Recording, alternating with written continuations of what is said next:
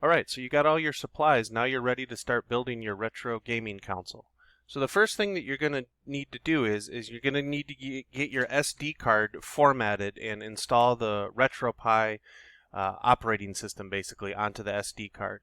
And so basically there are lots of different ways you can do emulation or what are called front ends sometimes on a Raspberry Pi. Basically you need some software on your Raspberry Pi that'll control all the emulators. Those are the pieces of software that allow you to play your games. And then also the user interface, allow you to select the emulators and the games and configuration and stuff. And we're going to see all that as we go here.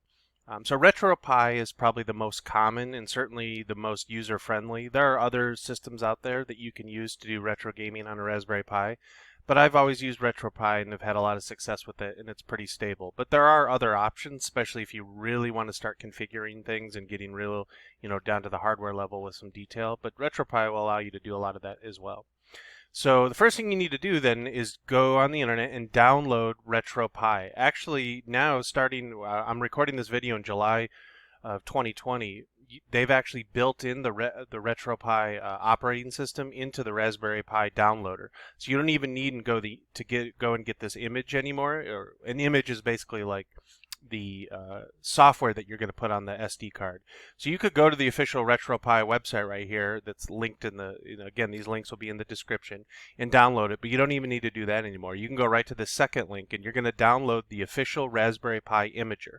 So when you click that, it'll take you here, and depending on your host operating system, so remember I said earlier you need to have a regular computer to get started just for the configuration. So you can download it for Windows, Mac, or if you have Linux machine, you can do that as well. You can even actually install this on another Raspberry Pi, but I assume most people are probably on Windows or Mac. So you're going to download that, and once you download it, it'll look like this. And what it'll allow you to do is install an image or basically the operating system onto your SD card.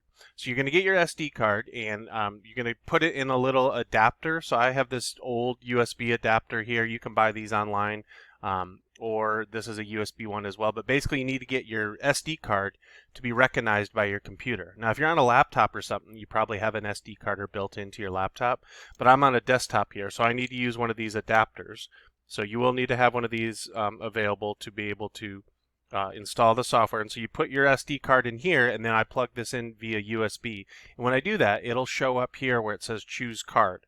So I'll go ahead and do that now, and I'll plug that into my computer. And then what's going to happen is it's going to ask you to choose an operating system, because again, we want to be able to install what's called an image, or basically a snapshot of all the stuff we need right onto our SD card. So I'm going to click the one that says choose OS, and notice I have lots of different options. But starting in July of 2020, literally just a couple days ago, they added this option here, turn your Raspberry Pi into a retro gaming machine. So that's all you have to do now to get the software. Before you actually had to go out and download it and set it up that way, but now they built it right into this program, the Raspberry Pi Imager. So I'll choose that. It's going to ask me which version I want. Remember I recommended getting a Raspberry Pi 3, but if you have a Raspberry Pi 4, you're going to choose that option. Or if you have an older Raspberry Pi 0 or one of the older machines, it gives you all the options. But I'm going to choose the one that says Raspberry Pi 2 or 3 because I'm on a 3. And then I need to choose my SD card. And so right now my SD card is mounted there. So it's basically, again, if you're on a laptop, you would just plug your SD card right into the SD card reader on the side of your laptop. But if you're on a desktop, you would choose the option that it's basically the USB drive where you've plugged in the adapter.